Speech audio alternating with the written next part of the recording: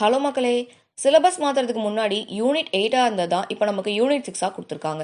இதை எப்படி படிக்கலாம் அப்படிங்கிறது தான் இப்போ மேஜர் கன்ஃபியூஷனாக இருக்குது. இது என்னங்கிறத இந்த வீடியோவில் பார்த்துடலாம். வீடியோ பார்க்குறதுக்கு முன்னாடி நம்ம சேனலை சப்ஸ்கிரைப் பண்ணியிருக்க என்னோட சப்ஸ்கிரைபர்ஸ் எல்லாருக்குமே ரொம்ப ரொம்ப நன்றி. நான் உங்கள் Harsha. Welcome to Harsha TNPSC class. First நமக்கு யூனிட் 6ல் என்னெல்லாம் படிக்கணும் அப்படிங்கிற செக்ரிகேஷன் தெரிஞ்சிருக்கணும். இதை நம்ம 3 கேட்டகரியாக பிரிக்கலாம்.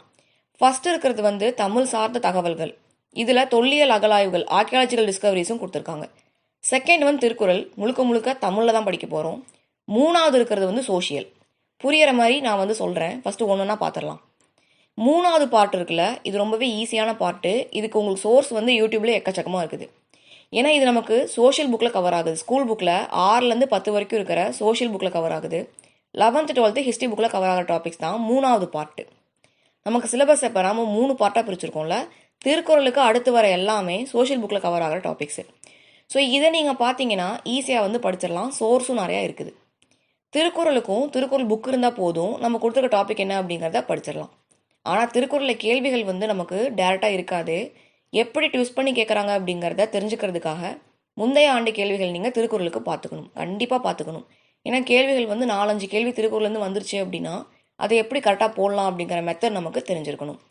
இப்போ நமக்கு யூனிட் 6ல் இருக்கிற மேஜரான குழப்பமே அந்த பார்ட் 1, 3 பார்ட்டாக பிரிச்சிருக்கோம்ல. அதில் பார்ட் 1ல் வந்து தமிழ் சார்ந்த தகவல்கள் இருக்குது, தொல்லியல் அகலாய்வுகள் இருக்குது.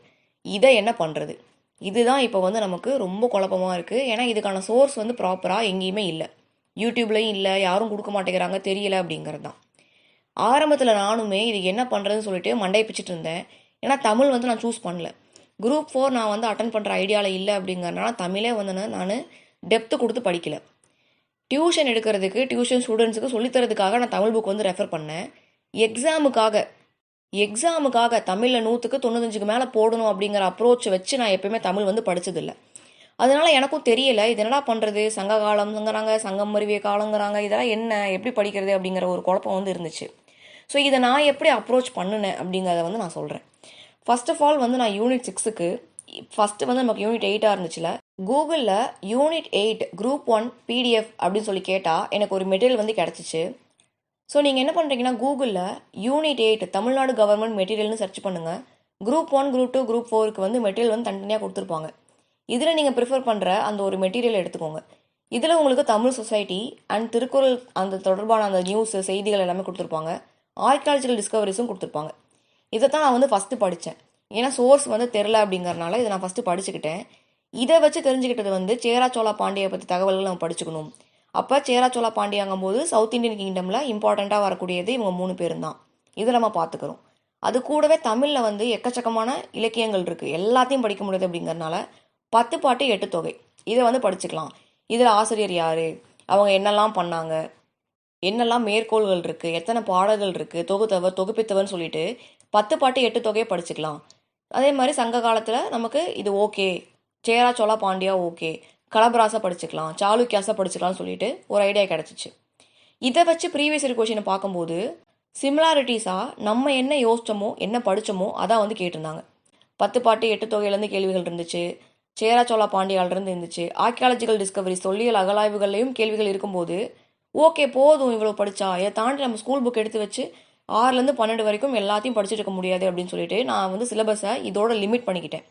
இதை தாண்டி வந்து எக்ஸ்ட்ரா நான் வந்து படிக்கலை. யூனிட் 6க்கு நான் படித்ததை மட்டும் தான் நான் சொல்கிறேன். இப்படி தான் படிக்கணும்னு நான் சொல்லலை, நான் இதுதான் படிச்சிருக்கேன் அப்படிங்கிறத உங்கள்கிட்ட வந்து நான் சொல்லிட்டு இருக்கேன். ஏன்னா தமிழ் படித்தவங்களால தமிழ் ரிவிஷன் பண்ணிட முடியும். குரூப் 4க்கு வந்து தமிழ் போட்டிருக்கோம், இல்லை குரூப் 2க்கு வந்து ஜெனரல் தமிழ் படிக்கிறோம் அப்படிங்கிறவங்களுக்கு இந்த ஒரு டாபிக் வந்து பெரிய பேர்டனாக இருக்காது. நீங்கள் ஈஸியாக வந்து ரிவிஷன் பண்ணியிருப்பீங்க. ஏன்னா உங்களுக்கு தமிழ் படிக்கும் போது இதுவும் சேர்ந்து கவர் ஆயிரும். பட் இங்கிலீஷ் படிக்கிற என்ன மாதிரி இருக்க ஸ்டூடெண்ட்ஸுக்கு வந்து சுத்தமாக சூட் ஆகாது, என்ன படிக்கணும் அப்படிங்கிற ஐடியாவும் இருக்காது. ஸோ அதனால் நான் என்ன படித்தேன் அப்படிங்கிறத மட்டும் தான் சொல்கிறேன். அதுக்கு அடுத்து திருக்குறளுக்கு பார்த்தீங்கன்னா நம்ம வந்து திருக்குறள் புக்கு காலேஜ் படிக்கும்போது நான் வந்து ஒரு காம்படிஷனில் ப்ரைஸ் வாங்கினேன். அந்த புக்கில் வந்து ரொம்ப கிளியராக இதான் குறள், அதுக்கான மீனிங் இதான்னு சொல்லிட்டு போத் தமிழ் அண்ட் இங்கிலீஷில் ரெண்டுலேயுமே வந்து அந்த புக்கில் கொடுத்துருப்பாங்க. எனக்கு வந்து ப்ரைஸ் கொடுத்த புக்கில் அந்த புக் தான் நான் வந்து ஸ்டார்டிங்லேருந்தே ஃபாலோ பண்ணிகிட்ருக்கேன். அதே மாதிரி பார்ட் 3ல் இருக்கிற சோஷியலுக்கு வந்து நமக்கு வேர் டு ஸ்டடியில் கொடுத்துருக்க லெசன்ஸை படித்தாலே தாராளமாக போதும். 6லேருந்து 12 வரைக்கும் இருக்கிற ஹிஸ்ட்ரி டாப்பிக்கில் வேர் டு ஸ்டடி யூனிட் 6க்கு என்னெல்லாம் கவர் ஆகுது அப்படிங்கிறது கொடுத்துருக்காங்க.